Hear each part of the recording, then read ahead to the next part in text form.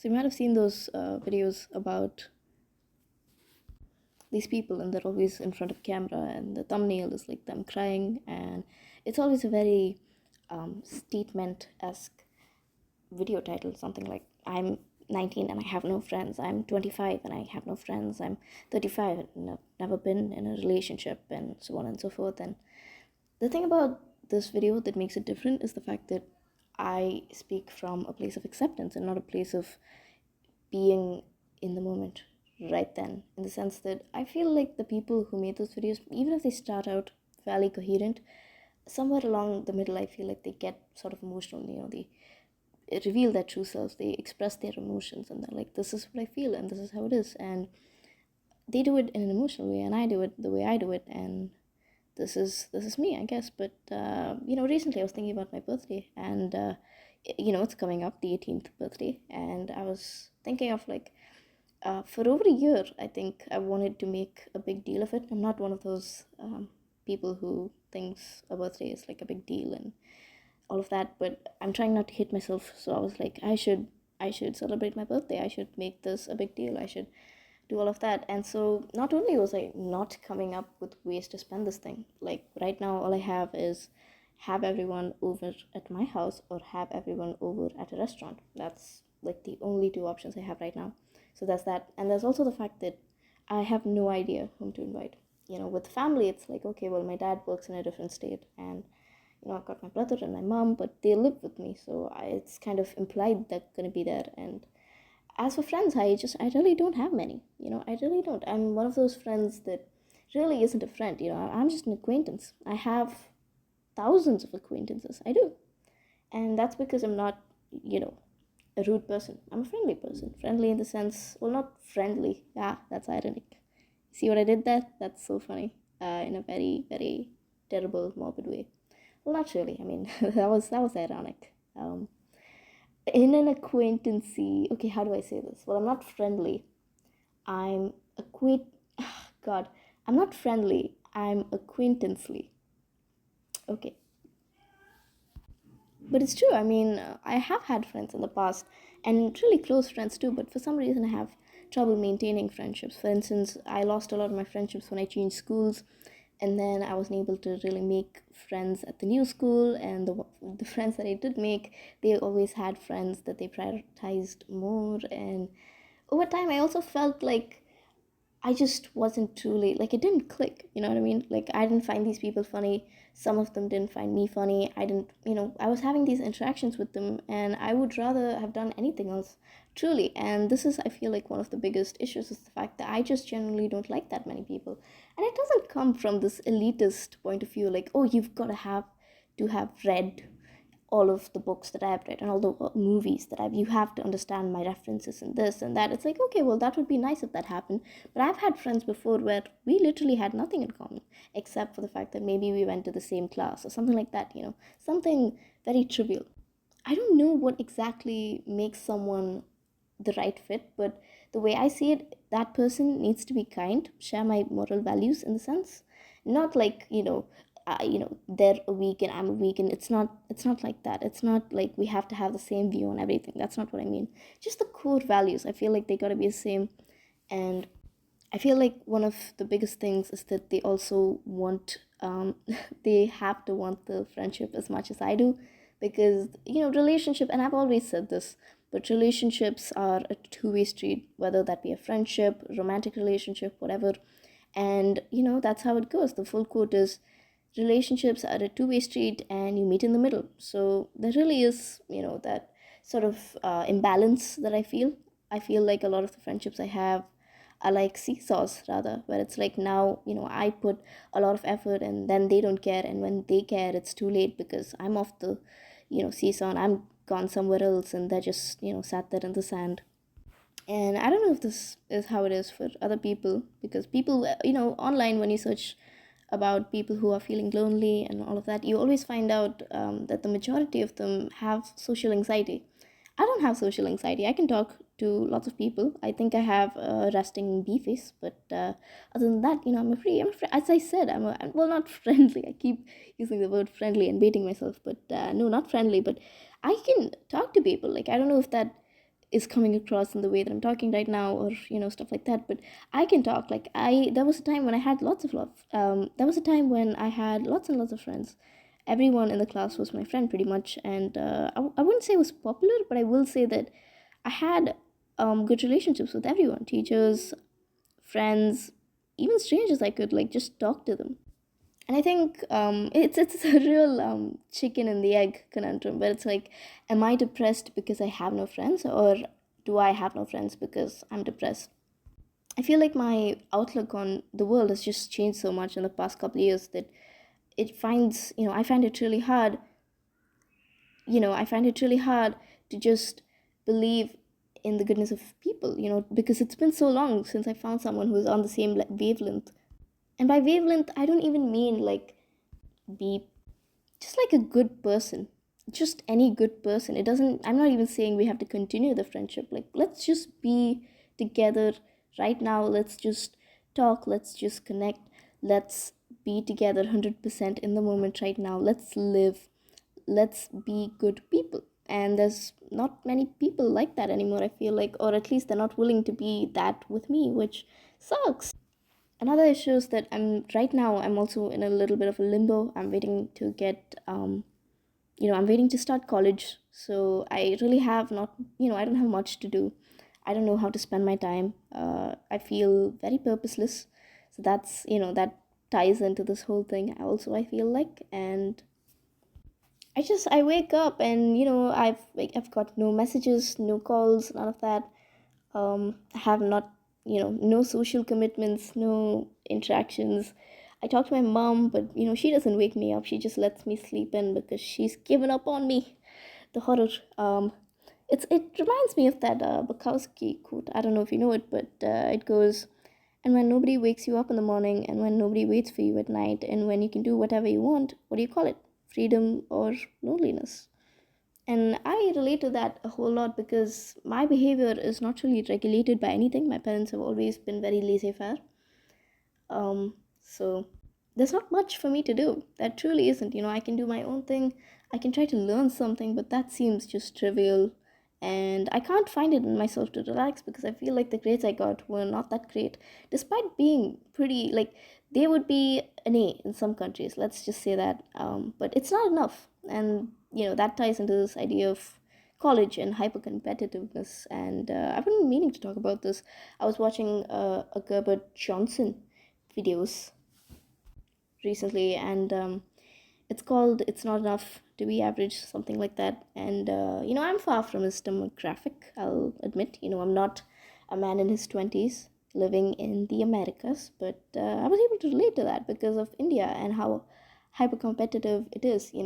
You have to be in the top. He talks about how you got to be in the top 20%, and but here it's like the 1%, literally. It's not enough to be just an average person. No, you gotta get some good grades, and then you gotta work hard for internships and projects and this and that, and it just feels terrible.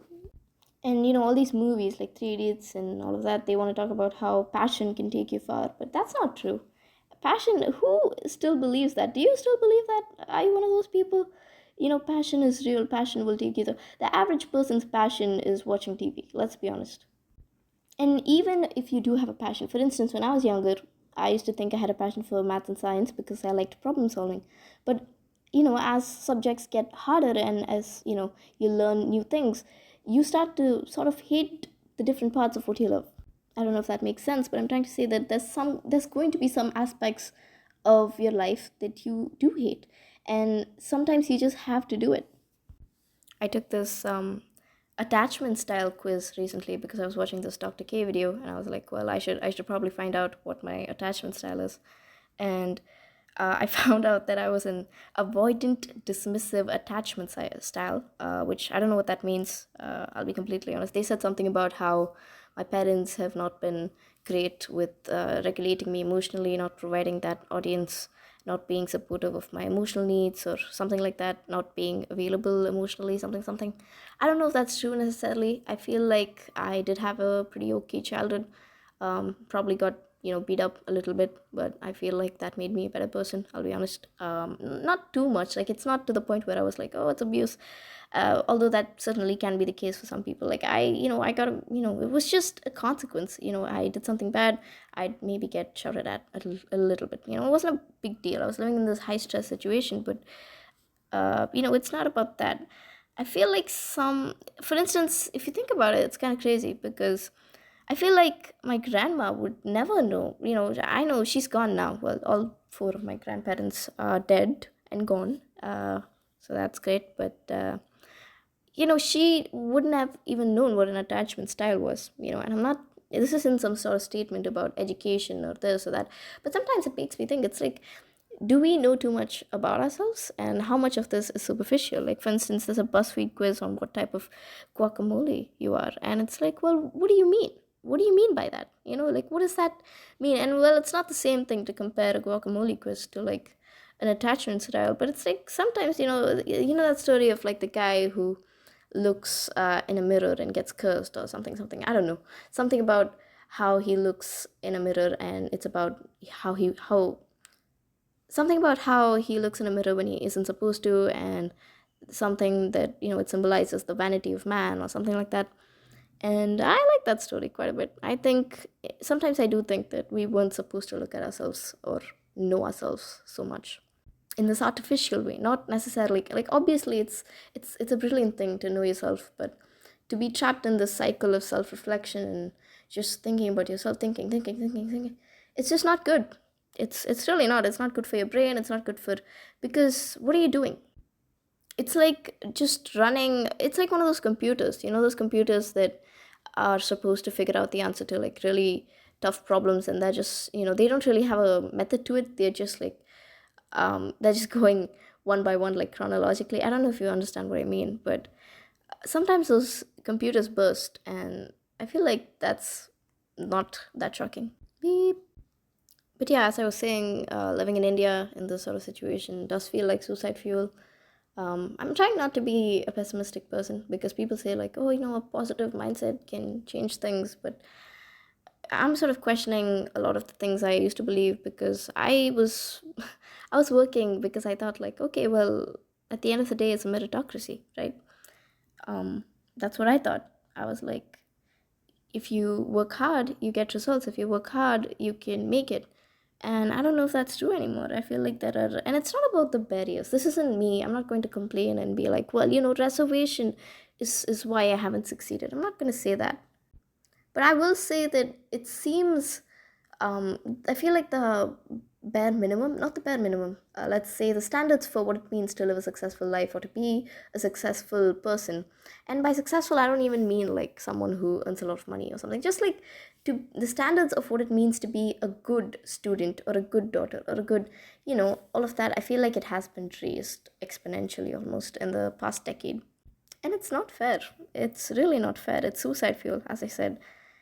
Because when you are unable to meet these standards, as you inevitably will be, the entire standard is that you're supposed to be in the top 5%, the top 10%. It's like, how do you expect to do that? Like, what about the other 95% of the population? Not everyone's going to be in the top 5%.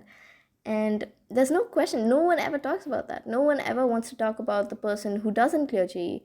No one ever wants to talk about the person who doesn't clear NEET, and not beyond suicide, anyways. And I don't think that's right. I certainly don't. Obviously, I have a lot of sympathy for the person who feels so trapped in that situation that they feel the need to take such a terrible decision. But at the end of the day, I feel like we should have more options. And yeah, the whole population thing has really killed us. But yeah, about turning 18 and all of that stuff.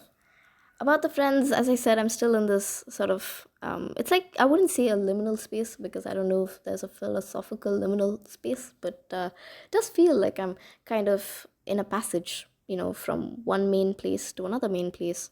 And so maybe, this is just a place for traveling and not a place for meeting, if that makes sense. As for the friends thing, I don't know. I don't know if I'll have friends a couple months from now. I don't know how that's going to be possible. And certainly, if I meet someone in a couple months, they're not going to be incredibly close to the point where those friendships are incredibly meaningful or anything. Or maybe that's a pessimistic mindset. I don't know. With a mindset like that, how do you expect to make friends? Sometimes I ask myself, but I don't know. I mean, I think if you have any tips on making friends, please let me know. My only standards are I won't get on social media. No, thank you. And the person should be a good person. Um, yeah, that's it. Those are my standards. All right. Well, I'll see you in the next one. And if you have something you want to share, go ahead and comment it because I don't know. Well, what else would you do? Are you going to make a video of your own? Is that what you had planned? Because I'm not gonna watch it. That's a joke. I might watch it. I don't know. I would say I don't know. If you have something to share, go ahead and comment. I wouldn't say I'm not gonna tell you to like the video or whatever because I don't know. I don't know if I will not say that I'm doing this for likes because I'm not. I just want to see if anyone else feels the same way. My thoughts are kind of all over the place, but maybe you were able to resonate with some of it at least. And if you were, then I want to tell you that I'm not going to tell you, like, oh, days are going to get better because I don't know if they are. But we don't know if the days are going to get worse either. And they always could get better. But I'll tell you this for sure. You're not alone because other people feel this too. And sometimes the only equation well, not the equation. Well, sometimes the only thing missing in the equation is just time. Sometimes it's a matter of time. Sometimes we're not in the right position in our lives to have friends. And so I think one of the best things you can do, and this is me being real, the entire video I've just been all over the place. Sometimes I've been sort of exaggerating, but this is me being real. And let me tell you this, one of the best things you can do if you have no friends is just try to do things alone. Don't stop living because there's no one else to live with you.